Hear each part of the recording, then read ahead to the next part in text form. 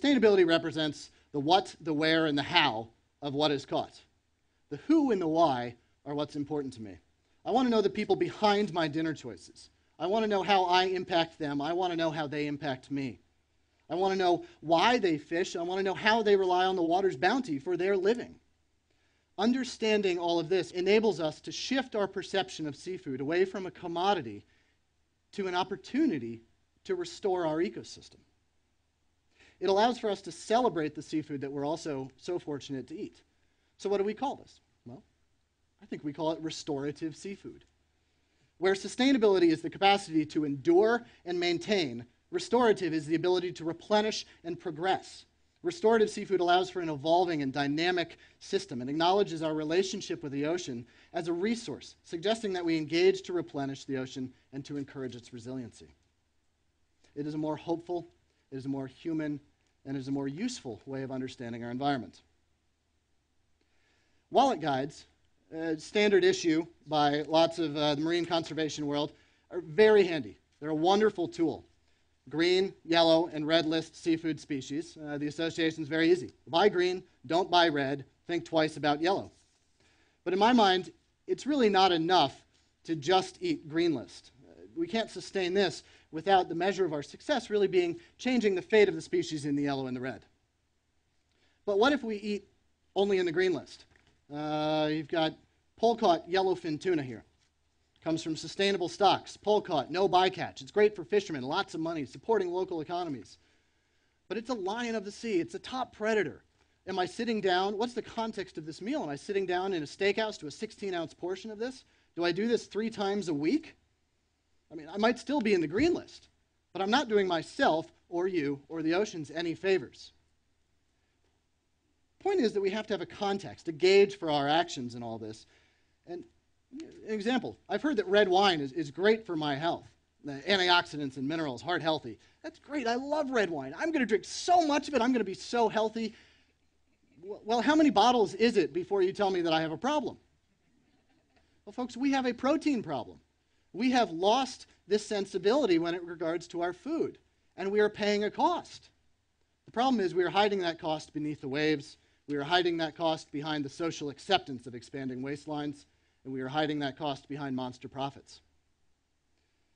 So the first thing about this idea of restorative seafood is that it really takes into account our needs. Restorative seafood might best be represented not by Jaws or by Flipper or the Gorton's Fisherman, but rather by the Jolly Green Giant.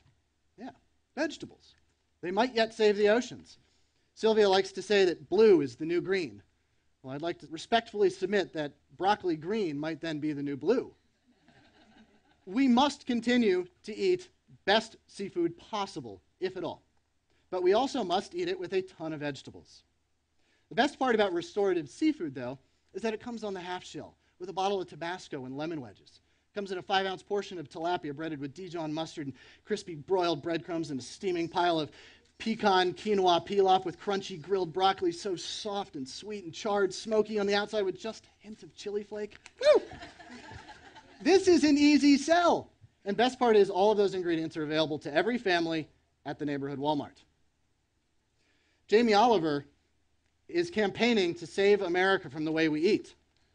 Sylvia is campaigning to save the oceans from the way we eat. There's a pattern here. Forget nuclear holocaust.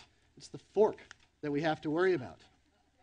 We have ravaged our earth and then used the food that we've sourced to handicap ourselves in more ways than one. So I think we have this whole eating thing wrong. So I think it's time we change what we expect from our food. Sustainability is complicated, but dinner is a reality that we all very much understand. So let's start there. There's been a lot of movement recently in greening our food systems. Dan Barber and Alice Waters leading passionately the green food delicious revolution. But green foods often represent a way for us to disregard the responsibility as eaters. Just because it comes from a green source doesn't mean we can treat it with disregard on the plate. We have eco-friendly shrimp. We can make them. We have that technology. But we can never have an eco-friendly all-you-can-eat shrimp buffet. It doesn't work. Heart-healthy dinner is a very important part of restorative seafood. While we try and manage declining marine populations, the media is recommending increased consumption of seafood. Studies say that tens of thousands of American grandmothers, grandfathers, mothers, and fathers might be around for another birthday if we included more seafood. That's a reward I am not willing to pass up. But it's not all about the seafood. It's about the way that we look at our plates. As a chef, I realized the easiest thing for me to do was to reduce the portion sizes on my plate. A couple things happened. I made more money. People started buying appetizers and salads because they knew they weren't going to fill up on the entrees alone. People spent more time engaging in their meals, engaging with each other over their meals. People got, in short, more of what they came there for, even though they got less protein. They got more calories over a course of a diversified meal. They got healthier. I made more money. This is great. Environmental consideration was served with every plate, but it was served with a heaping mound of consideration for human interests at the same time. One of the other things we did was we began to diversify the species that we served. Small silverfish, anchovies, mackerel, sardines were common. Shellfish, mussels, oysters, clams, tilapia, char, these were common species. We were directing tastes towards more resilient, more restorative options. This is what we need to favor. This is what the Green List says, but this is also how we can actually begin to restore our environment. But what of those big predators, those fashionable species, that Green List tuna that I was talking about earlier? Well, if you must, I have a recipe for you. It pretty much works with any big fish in the ocean, so here we go. Start with a 16-ounce portion of big fish. Get a knife, cut it into 4 portions.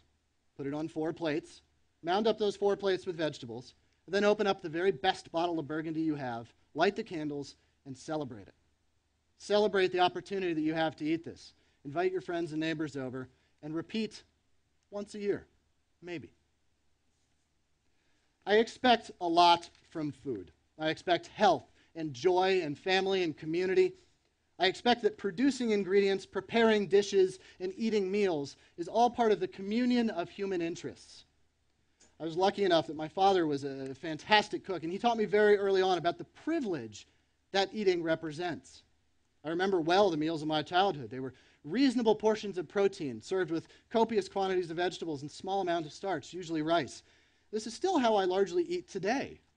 I get sick when I go to steakhouses. I get the meat sweats. It's like a hangover from protein. It's disgusting. But of all of the dire news that you'll hear and that you have heard about the state of our oceans, I have the unfortunate burden of delivering to you possibly the very worst of it. And that is, this whole time, your mother was right. Eat your vegetables. It's pretty straightforward. So what are we looking for in a meal? Well, for health, I'm looking for wholesome ingredients that are good for my body. For joy, I'm looking for butter and salt and sexy things that make things taste less like penance. For family, I'm looking for recipes that genuflect to my own personal histories. For community, though, we start at the very beginning. There is no escaping the fact that everything we eat has a global impact. So try and learn as best you can what that impact is, and then take the first step to minimize it. We've seen an image of our blue planet, our World Bank. But it is more than just a repository of our resources. It's also the global geography of the communion we call dinner. So if we all take only what we need, then we can begin to share the rest. We can begin to celebrate. We can begin to restore. We need to savor vegetables. We need to savor smaller portions of seafood. And we need to save dinner.